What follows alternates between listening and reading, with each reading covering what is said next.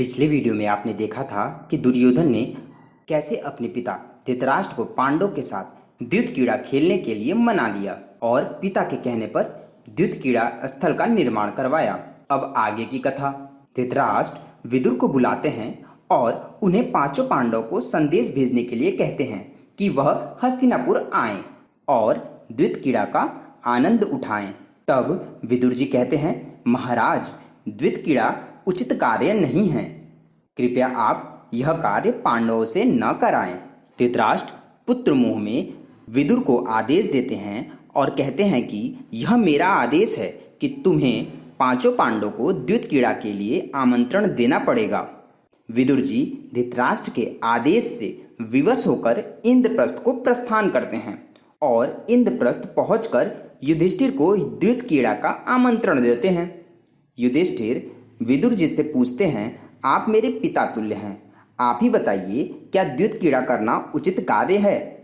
तब विदुर जी कहते हैं, पुत्र, मैंने तो धृतराष्ट्र से पहले ही कहा था कि द्युत क्रीड़ा का निर्माण न करवाएं, यह उचित कार्य नहीं है, परंतु मैं क्या करूं, मैं उनके आदेश से बंधा हुआ हूं, मैं उनके आदेश की अवहेलना नहीं कर सकता।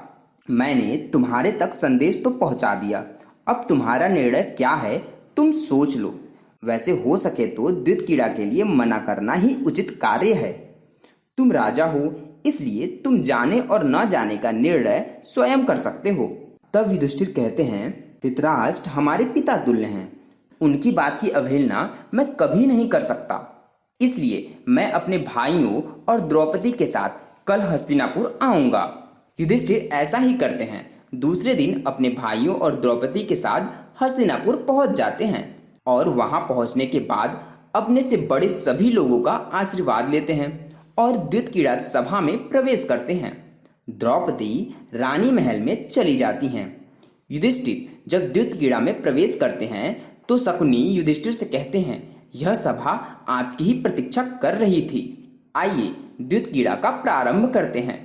तब युधिष्ठिर पूछते हैं, मेरे साथ जुआ कौन खेलेगा।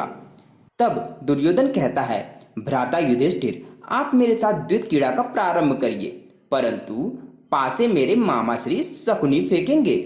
युधिष्ठिर इस बात से राजी हो जाते हैं और द्युत क्रीड़ा का प्रारंभ होता है। दुर्योधन और युधिष्ठिर के तरफ से सर्वप्रथम सोने और चांदियों का दांव लगाया गया। शकुनी ने यह कहकर पासा फेंका कि यह दांव मेरा हुआ, और होता भी यही है। युधिष्ठिर वह दांव हार जाते हैं और लगाए हुए धन को गवा देते हैं। इसी तरह धीरे धीरे करके युधिष्ठिर का मोह द्युत क्रीड़ा में बढ़ता जाता है और वह अपना संपूर्ण धन हार जाते हैं। इसके बाद वह अपने राजपाट को भी द्युत क्रीड़ा में हार जाते हैं। अब युधिष्ठिर के पास हारने के लिए कुछ नहीं था सिवाय अपने भाइयों के। युधिष्ठिर द्युत क्रीड़ा में इतने डूब जाते हैं कि वह एक एक करके अपने चारों भाइयों को द्युत क्रीड़ा में हार जाते हैं और अंत में खुद को दांव पर लगाकर अपने आप को भी हार जाते हैं। अब उनके पास दांव पर लगाने के लिए कुछ नहीं था। तब शकुनी युधिष्ठिर से कहते हैं कि आप अपने आप को दांव पर लगाकर उचित कार्य नहीं किए। अभी तो आपको दांव पर लगाने के लिए आपकी पत्नी द्रौपदी भी बाकी थी। आप चाहें तो अपनी पत्नी द्रौपदी को दांव पर लगाकर अपने आप को और अपने भाइयों को मुक्त करा सकते हैं। युधिष्ठिर ऐसा ही करते हैं, वह द्रौपदी को दांव पर लगा देते हैं।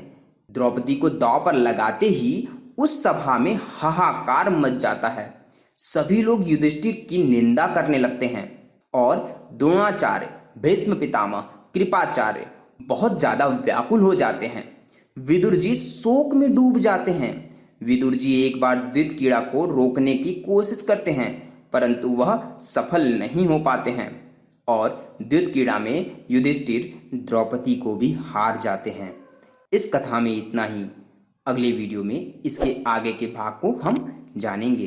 दोस्तों, आपको हमारा वीडियो कैसा लग रहा है आप हमें अवश्य बताएं। वीडियो पसंद आए तो लाइक शेयर सब्सक्राइब अवश्य करें। धन्यवाद।